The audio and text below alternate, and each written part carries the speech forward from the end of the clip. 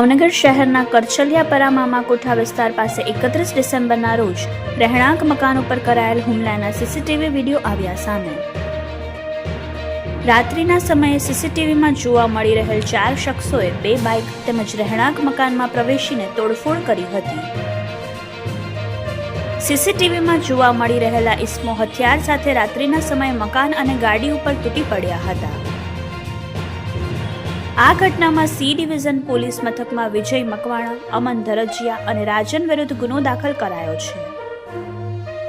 31 ડિસેમ્બરના રોજ શહેરમાં પોલીસનો 42 પોઈન્ટ ઉપર બંદોબસ્ત હતો અને રાત્રિના સમયે સતત પેટ્રોલિંગ પોલીસ કરી રહી હતી। આમ છતાં આવારા તત્વોએ મકાન ઉપર ટાર્ગેટ કરીને આતંક મચાવ્યો હતો। આ ઘટનામાં 24 કલાક બાદ પણ આરોપી પકડાયા નથી। Reporter Shailesh Raval, Yashvi Gujarat news, Bhavnagar.